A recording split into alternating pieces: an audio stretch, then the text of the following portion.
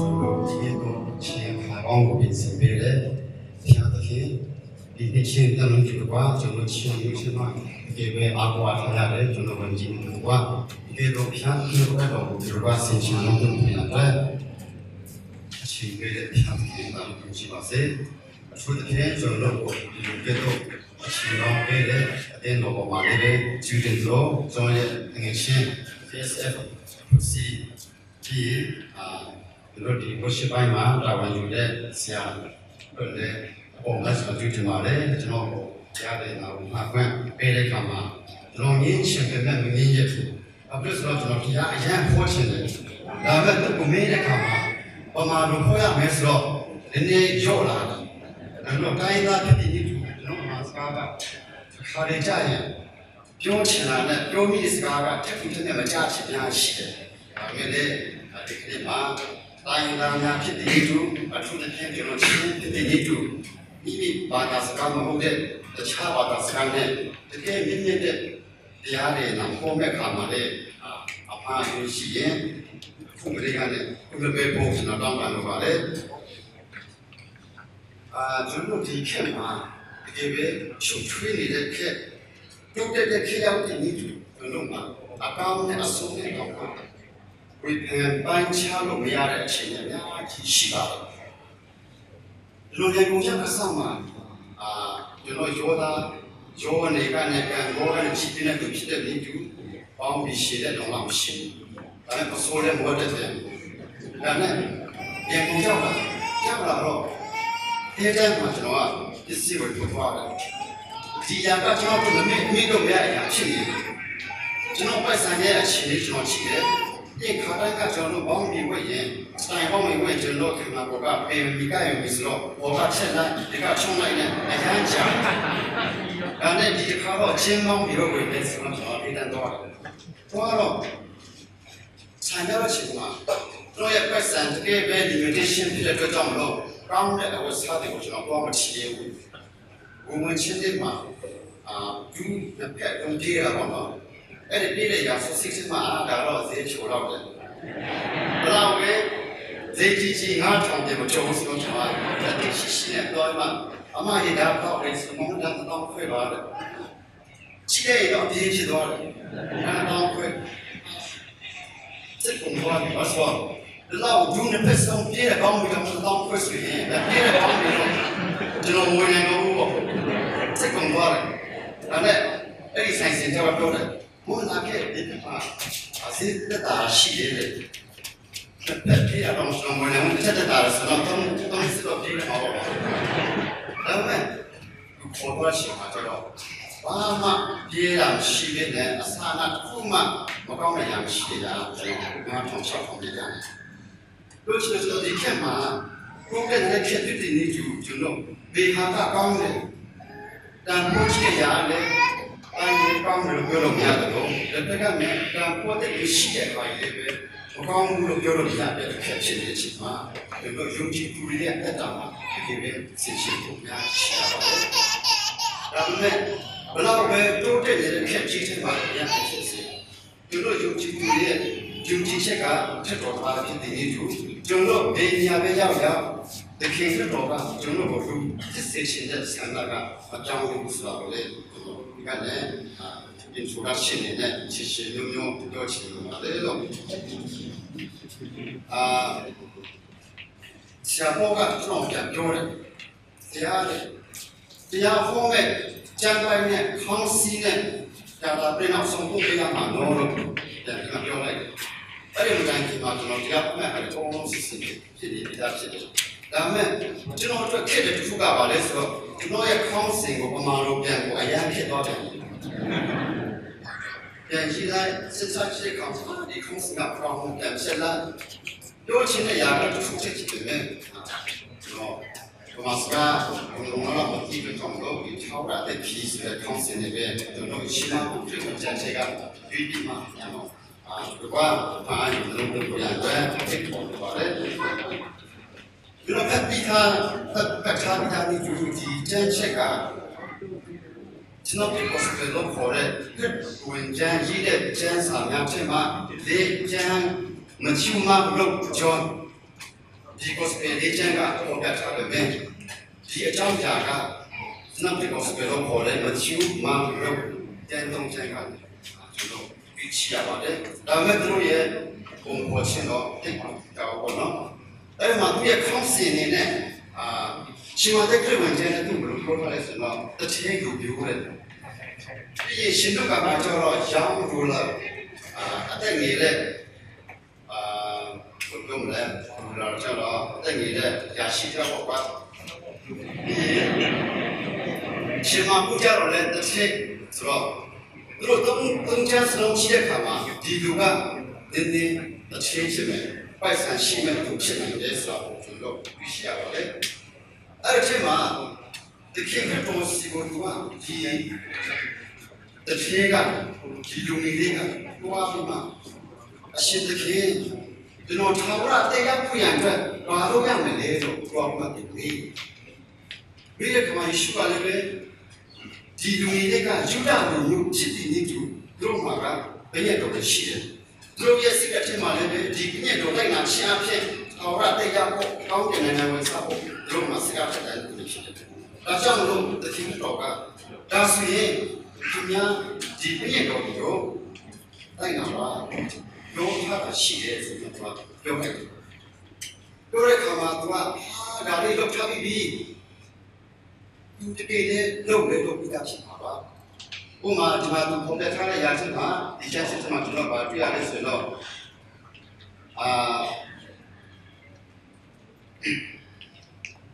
ဒီများဥစ္စာမဖို့ဘူးဒီများအသားများကိုဆိုတာကိုမှတ်ဖို့တယ်ဒီအားလုံးတွေပေါ်ပြထားရှိဖြစ်ဒီຢာတွေကတကယ်လေးပဲဒီယူဒလူတရားတစ်ချက်ကြောက်ကလုပ်ပြီးသားတဲ့ချက်ပြီးရင်သူ့ရဲ့ပုံစံကကျွန်တော်ကြည့်ရတဲ့အခါထာဝရအသက်အတွက်ဘာလို့ရမလဲဆိုတော့သူမသိတာဘာပဲနဲ့သူစိတ်ထဲမှာကျွန်တော်ကဒီပြည့်ရတော်ဒီလိုပဲတော်ရုံတိုင်းလိုက်လာပြီကျွန်တော်တို့တော့အမှန်ခံချက်တော့ဒီလိုရှိပါတယ်နောက်ချက်တော့မရှိတော့ဘူးဒီမှာသူရဲ့စိတ်ချမှုနဲ့တော်မှာဖြစ်တော့တော်မှာဒီပြည့်တဲ့ပုံစံဖြစ်နေတယ်ဒီကောင်မှာကျွန်တော်ဘုံခါပြီးဘာလို့လဲကွာအဲ့ပုံစံတော့ဘာလဲဒီကစကားပြောတော့သူရဲ့စိတ်ထဲမှာကဖြစ်တော့ကအဲ့ဒီလူလေးကိုဒါဆိုရင်မင်းလုံးတော့ဘာမှမလုပ်စမ်းလို့အေးစစ်တာနေလိုက်တော့ထိုင်စားတာနေလိုက်တော့ကောင်းကင်နိုင်ငံအေးစစ်တော့ပြီးဆိုတဲ့စကားကိုကြားချင်တဲ့ပုံစံဖြစ်နေတယ်ဒါပေမဲ့တခင်ကတော့ကသူစီကလည်းဒီပြည့်တော်လေးပဲအကုန်လုံးလက်လျှောက်ပါပြီးတော့ပြောတဲ့ခါမှာသူမရှိတဲ့အိုင်ဆိုင်ရဲ့ຢာရောင်းခိုင်းတယ်ရောင်းခိုင်းလို့ဒီမကဘူးစင်သားကိုပေးဝင်ခိုင်းတယ်ဒါဒီမကအသေးကဘာပြန်တောင်းသေးဆိုတော့သူ့နောက်ကိုပါလိုက်ကိုပြောတဲ့ခါမှာဒီတန်းချက်ကိုသိချင်ဖြင့်ကျွန်တော်ယုံကြည်သူတွေရဲ့ထာဝရအသက်ကြီးအတွက်ပေါ်မဲ့တိုင်းခီအဆုံးမဲ့ဖြစ်တဲ့အတိုင်းစားမဲ့ဖြစ်တဲ့ဆိုတော့ဒီကနေ့ပေါ်ပြဝင်ချင်းဖြစ်ပါတယ်သူတို့ချမ်းစာထဲမှာတချေတွေတော်တော်များပေါ်ပြတဲ့ခါမှာကောင်းကင်နိုင်ငံမှာကိုပဲတော်များတယ်တချေနဲ့လာစုပြီးဒီမှာလည်းတချေလေးကောင်းကင်နိုင်ငံကလွှဲတော့ပြန်တော့ကျွန်တော်ငယ်ကလေးကစနစ်စုမှာတင်တဲ့ခါမှာလည်းပဲတချေဖြစ်ဖို့ကကြောက်လာတယ်ဒီစက်ကမဖြစ်နိုင်တာမဟုတ်ပဲနဲ့ကောင်းကင်နိုင်ငံကိုလွှဲမှာကြောက်လို့ပုံစံဖြစ်တယ်ဒါပေမဲ့ကျက်စာထဲမှာရှိတဲ့ခါမှာဒီကျက်စာထဲမှာပေါ်ပြထားတဲ့တချေတွေကကျွန်တော်ဒီအချင်းအတင်းတော့ကျွန်တော်ရဲ့ဒီအချင်းအတင်းတော့မှရှိတဲ့ကျွန်တော်အားကိုအားထားရတဲ့တချေတွေမျိုးဆိုကျွန်တော်သိချင်တယ်ဆိုတော့ဒီနေ့ကျွန်တော်တင်တော်တွေကကျွန်တော်ဒီလောက်ဖြားတင်ကောင်းချိခံစားရတဲ့လူမျိုးပါတချေတွေမရှိရင်ခုနကပြောသွားတဲ့လက်တွေခါတွေပါလေဘယ်လို possible ကျွန်တော်အကြည့်ရှိမှာဒါကြောင့်ပြောချင်တာကတချေတိုင်းကိုပြောချင်တာမဟုတ်ပဲနဲ့ဒီမှာပေါ်ပြထားတဲ့ຢာမှာဘာကြောင့်လို့တချေကိုပေါ်ပြထားလဲဘာကြောင့်တချေတော်တော်များကကျန်းစာနဲ့ပတ်သက်လာရင်ကောင်းကင်နိုင်ငံနဲ့ဝင်သွားရတာလေတချေဖြစ်တဲ့ຢာကတို့အတွက်ရေးသွားမဲ့ဒီကလိုင်စင်ပြထားတဲ့ပုံစံနဲ့ပေါ်ပြထားရတယ်ဆိုတော့လေဒီလိုရှိလို့ပါတယ်ဒီလိုရှင်ရဖို့အခန်းကြီးကအငယ်တိတ်က6ချက်မှာဒီစာရေးဆရာကတချေတွေရဲ့အချင်းစိတ်ထားပေါ့အများဖြင့်သူတို့က ချမ်းသာတဲ့ပုံစံကမုံမှန်တဲ့ပုံစံကိုပြထားတယ်။စီရင်သားတွေမှာမတရားယူတယ်။ပါဝါအရွယ်သုံးစားပြီးမှစီရင်သားတွေတို့လောက်ခိုင်းတယ်။သူတို့နဲ့စားတော့မှမပြီးဘူး။အဲ့ဒီပုံစံနဲ့သူတို့ရဲ့အားသာချက်ကိုလူများရဲ့အားနည်းချက်မှာဒီပေပဲအာနာရှိရှိတုံးတဲ့ခါမှာဒီကျန်းချက်တိရှာဖြင့်ဒီတတိတွေတော်များအဲ့ဒီခက်ခါတော့မှရှိတဲ့တတိတွေကသူတို့စီရင်သားတွေကိုမတရားပင်ဆက်ပြီးမှသူတို့ကိုလင်တွေဖြစ်ဖြားပြီးမှတတိဖြစ်လာတဲ့လူတွေအများကြီးပေါ်ပြထားတယ်ဆိုတော့တွေ့ရပါတယ်အဲ့ဒီမှာကျွန်တော်ဒီကျန်းချက်တွေကိုကြည့်ရှင်းအဖြစ်ဒီလူငယ်တယောက်ကဘာဝအတက်ရောက်ဖို့အတွက်ဒီခေတ်ရဲ့တော်စီကိုတောင်းနေတယ်သူတို့ထားပြီးသားလည်းရှိတယ်သူလုပ်ရမယ့်ຢာလည်းရှိထားတဲ့အခါမှာဒီအားဖြင့်ကျွန်တော်ဒီနေ့ယုံကြည်သူတွေအတ္တဒီလောကမှာအသက်ရှင်နေတဲ့အချိန်မှာဘလိုပုံစံနဲ့ရာရမှုလိုမဲ့မှာကျွန်တော်ထားအသက်ရဖို့ရန်အတွက်ဘလိုအသက်ရှင်ရမလဲဆိုတော့အတက်နိုင်ဆုံးအတူချုံအဖြစ်ကျွန်တော်ပြောချင်ပါတယ်လို့အဲ့မှာဒီယူဒလူမျိုးတစ်ချက်ကတော့မဲ့ကမှာကတော့ဒါဆိုရင်မင်းကသူများကိုအပြစ်မှန်တဲ့လူတွေကိုလည်းမတဲ့နဲ့တော့စားကိုလည်းမခိုးနဲ့မမှန်တော့တဲ့မခံနဲ့တော့စားကိုမတရားတစ်ချက်မသိနဲ့မိပါကိုယူတယ်တော့ပြောရတော့ကိုတို့အေးစစ်ဖြစ်သွားတယ်။ဒါပေမဲ့နောက်ချက်ပါကိုလောက်ခိုင်းခဲ့တယ်ဆိုရင်သူ့မှာရှိတဲ့အရာသူမရှိတဲ့အရာကိုပဲနဲ့သူ့မှာရှိနေတဲ့အရာသူ့ရဲ့ပုံစံပစ္စည်းတွေကိုရောင်းခိုင်းတယ်ပြီးရင်စေတာကိုပေးခိုင်းတယ်ပြီးရင်သူ့နောက်တက်ခိုင်းတယ်ဆိုတော့ကျွန်တော်ဒီမှာပေါ်ပြချင်အပြင်ပြရပါတယ်ဒီညနေပတ်သက်ပြီးမှကျွန်တော်အချက်၄ချက်အပြင်ဒီပေါက်ခံရရှိပါတယ်ကျွန်တော်ဖျားတယ်ရဲ့အမှုတော်မြတ်ထမ်းဆောင်တဲ့အခါဒီလောကမှာတက်ရှိတဲ့အခါမှာဒီအဖြစ်ဖြစ်တဲ့ချာဖြစ်ကျွန်တော်ရဲ့ခရီးကအကန့်အသတ်နဲ့ဖြစ်ပါလေဒီတော့ဖြစ်လို့ရင်ရပြီးတော်ပြီးဆိုမှကန့်သက်ချက်ချလို့များတဲ့အရာဖြစ်တယ်ဒါပေမဲ့ဘုရားသခင်ကကျွန်တော်မရှိတဲ့အရာမလုပ်နိုင်တဲ့အရာမဟုတ်ပဲနဲ့ကျွန်တော်လုပ်နိုင်တဲ့အတိုင်းအတာကိုပဲချိန်ပြီးမှအလုပ်စီရှင်တဲ့ရရှိပါလေကျွန်တော်ရှင်မတဲ့ခရစ်ဝင်ကြခန်းကြီးစတဲ့အမေစံက30မှာရှိတဲ့ခါမှာဘာတွေ့ရလဲဆိုတော့တခင်ကတော့ဘာလို့မှတော့ပြီးမှုရှိတဲ့ခါမှာအပြင်ကကုမ္ပဏီတွေကိုတုံးမှာပါဘူးတခြားအဖွဲ့အစည်းတွေကလည်းမတောင်းပါဘူးသူတို့မရှိတဲ့မုံငါးလုံးနဲ့ငါးတောင်ပဲပြောတယ်ဆိုရှာတယ်ဘယ်လိုထမ်းလာရှိတယ်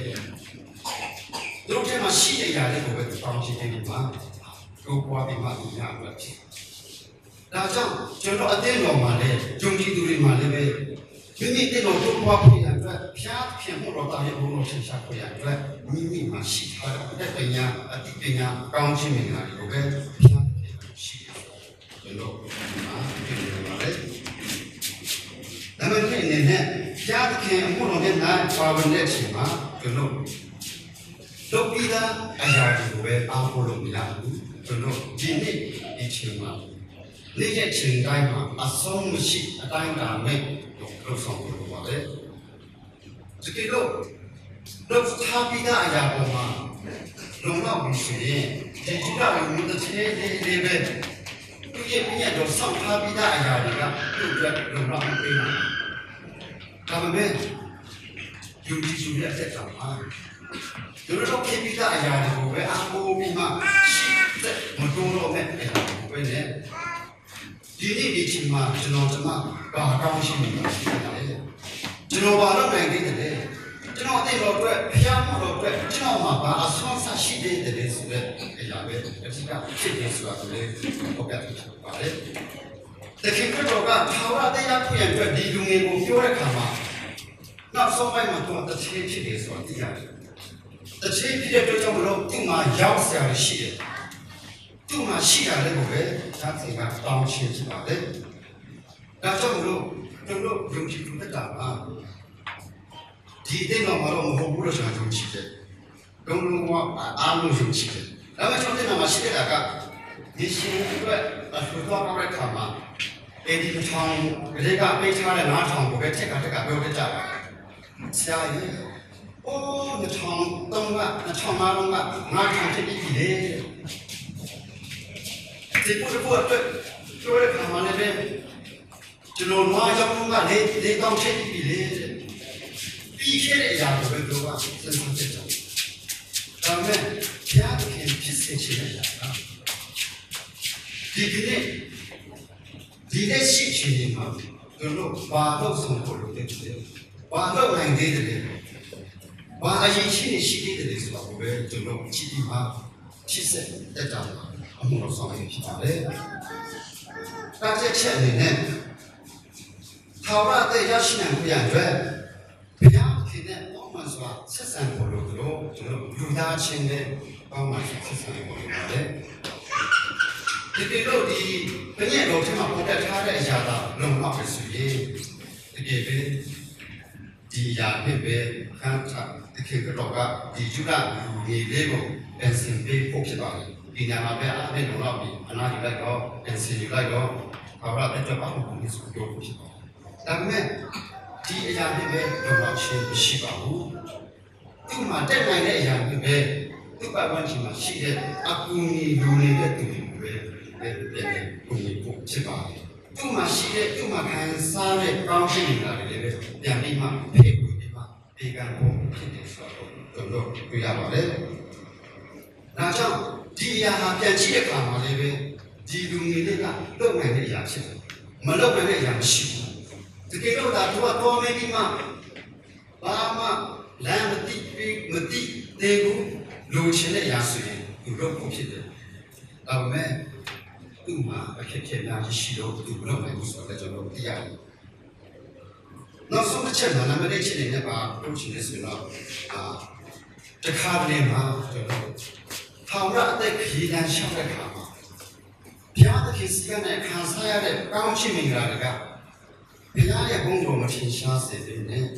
ကျွန်တော်ရဲ့ဘုရားရဲ့စစမှုကြောင့်တကယ်ပဲပေါ်လာမှုဖြစ်စေပါတယ်။ပိုပြီးမှဝေးပွားစေတယ်ပါကျွန်တော်ဒီပဲစမ်းစားသင်ချင်လို့ပါတယ်။ကျွန်တော်တက်တာဒီဟာဖြစ်ပါတရားမိတယ်ဆိုရင်ကျွန်တော်ဒီချိန်ပြီးဒါစအတိတ်တော်မှာဘုရားထမ်းဆောင်တာစမှာစက်ပြီးမရှိပါဘူး။ကိုယ့်ရဲ့မူရပါဝိရိယချမ်းချောင်းမတုံးပြီးမှအင်တန်ရာရောက်လူငယ်တွေကိုကြောက်ခေါ်ပြီးမှတချင်းတိုက်ခေါ်ပြောတာ။ဒါမှကျွန်တော်စဉ်းစားမိတယ်။ကျွန်တော်ဒါစက်ပြီးရှိရင်ဒီချက်ခေါ်ပြီးမှလုပ်နိုင်မှာပဲကိုယ်ကြီးမိတယ်။မကြောက်ဘူး။ဒါသင်္ကစက်ပြီးတစ်စစ်ပေးပါလေ။ခဲလို့အကောင်းစားပါတော့။အဲ့ဒါမှလည်းကျွန်တော်ပြန်စစ်ကိုရမိတယ်ကျွန်တော်သားဆန်းလေးရှိပြီဆိုတော့ပြန်စစ်ကိုရမိတယ်ကျွန်တော်အခုလေးဆန်းလေးရှိဒါပေမဲ့အခုပြန်သုံးသပ်ကြည့်တဲ့အခါမှာကျွန်တော်ရဲ့အမှုတော်နဲ့မှာစက္ကန့်နဲ့တက်တာကဘာမှစက်ပြီးဆန်းလေးမရှိတဲ့တက်တာနဲ့ရှိတဲ့တက်တာသက်ဆိုင်မှုအေးစမှုမှာ commitment life မှာအရင်ကရှိ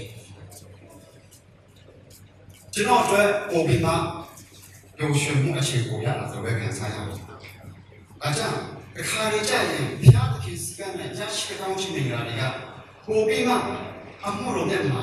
အကျိုးရှိဖို့လည်းများတယ်လို့ကျွန်တော်တို့အားလေးကြရင်တော့ပိုပြီးမှလမ်းလွှဲစေမှုလည်းများတယ်ဆိုတော့ကျွန်တော်တွေ့ရတယ်။ဒီပို့ဆိုတာကကျွန်တော်လူတွေယုံကြည်သူတွေမဟုတ်တော့ဘူးနော်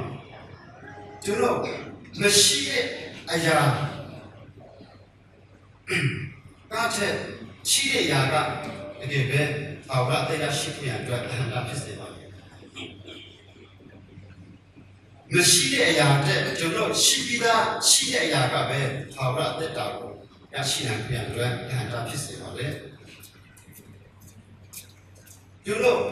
ရှိတဲ့အရာကတော့ပေးဖို့ရအတွက်ညောတာတာလေဒီဟာအဖြစ်ကျွန်တော်စိတ်တလို့ဖြစ်ရတယ်။မရှိတဲ့အရာကျတော့ဘာမှလည်းစဉ်းစားစရာမလိုဘူး။ဒါပေမဲ့တကယ်ပဲဟာရှိခဲ့ဆိုတဲ့စိတ်ကူးရင်တော့နိုင်ရှိတာပေါ့။အဲကြောင့်ကျွန်တော်ပြောချင်တာကဒီကျမ်းချက်ထဲမှာတွေ့တိုင်းပဲဒီတစ်ချိန်လူငယ်လေး one is one နဲ့ပြန်ဖြစ်နေဆိုပြရမယ်။သူရဲ့ဥစ္စာဖြစ်ရှိမခံတော့ဘူးလေ။သူ့မှာရှိတဲ့အရာကိုကအရှုံးရှုံးမခံတော့ဘူး။ဒါကြောင့်မလို့သူ့မှာရှိတဲ့အရာကဟာဝအသက်တာရရှိဖို့ရအတွက်အားဖြစ်စေတယ်ဆိုတော့ကျွန်တော်ဒီဟာအဖြစ်ကျွန်တော်ကြည့်ရပါတယ်။ ဒါကြောင့်ကျွန်တော်ဒီကနေ့ဒီချမ်းချအဖြစ်ပြန်လဲစဉ်းစားကြည့်ချင်ဖို့လိုပါတယ်ပထမအချက်အနေနဲ့ကျွန်တော်ဘုရားသခင်ရဲ့အမှုတော်မြတ်မှာဒီလောကမှာအသက်ရှင်နေတဲ့အချိန်မှာပါဝင်ရုန်းကန်လှုပ်ရှားနေတဲ့အခါမှာကျွန်တော်မရှိတဲ့အရာပေါ်မှာဘုရားသခင်လုပ်ချင်တာကိုပဲနဲ့ရှိတဲ့အရာကိုပဲကျွန်တော်တို့သိချင်တာဖြစ်ပါတယ်ဒါပေမဲ့လူတွေကရှိတဲ့အရာနဲ့အမှုတော်ဆောင်ရှင်နေနဲ့မရှိတဲ့အရာနဲ့ပြန်တော်ဆောင်ရှင်ကြတဲ့အခါမှာကျွန်တော်တို့ကဒီပဲဒါမျိုးဖြစ်စေပါတယ်လူချက်ချက်နေနဲ့ကျွန်တော်တို့ဘုရားရဲ့ဘုရားမှာပါဝင်တဲ့အခါမှာကျွန်တော်ကဘယ်လောက်ကြီးတော့ဖြစ်ပြီးတယ်ဘယ်လောက်ကြီးပါဝင်ဖြစ်ပြီးဆိုတာပြောပြီးမှရှင်းရတာလေဒီကနေ့ဒီချိန်မှာကျွန်တော်ပါနိုင်တယ်ဘယ်လောက်ကြီးပြည့်နိုင်တယ်လဲဘုရားတော်ကဘုရားကြောင့်အတွက်တိတ်နေစေပေးနိုင်တယ်ဒီကနေ့မှာကျွန်တော်မှာပါပေးဖို့ရှိသေးတယ်ဘယ်လောက်ကြီးအစွမ်းစားရှိသေးတယ်ဒီကရှိတဲ့ကျွန်တော်တို့တော့မရှိသေးဘူးကျွန်တော်တို့အတင်းတော့အခါဒီပေါ်ရန်ခဲ့တယ်ဒီတိုင်းရဲ့ဘောကျွန်တော်ဘုံကစကေဂျ်လုပ်ခဲ့ပြီးဘာနာထုတ်လုပ်ခဲ့ပြီးဘသူမှတော့မရှိတော့လူတွေတိတ်မရှိတော့ခါကြဒါကြောင့်တစ်ခါလေကြရင်ဘုရားရဲ့အမှုတော်မြတ်မှာကျွန်တော်ပါဝင်တဲ့ခါမှာလည်းပဲ President ပဲစင်နေပြလို့ဒီနေ့မှာစကေဂျ်လုပ်နိုင်ဖို့အရေးချင်းရှိတယ်ဘုရားသခင်ကောင်းချီးပေးထားတယ်ကျမ်းမာခြင်းကိုပေးထားတယ်ဒီလူတွေရဲ့ရွေးချယ်မှုပေးထားတယ်ဆိုရင်စစ်တဲ့ဒီမှာဆောင်ရွက်ပါအကန့်အသတ်ထားပါနဲ့မတည်မချင်းဘုရားရဲ့အလုံးနဲ့ကျွန်တော်မကင်းဖို့ဖြစ်ပါလေပြီးရင်ကျွန်တော်နောက်ဆုံးချက်မှာရှိနေဆိုတော့ကျွန်တော်ဒီလိုမျိုးနဲ့ဘုရားအတွက်စက္ကန့်ဒီမှာဘုရားကိုတကယ်ပဲကျွန်တော်စိတ်လုံးအချုံနဲ့ချစ်တဲ့ယုံကြည်နှုတ်ဆက်ရဆိုရင်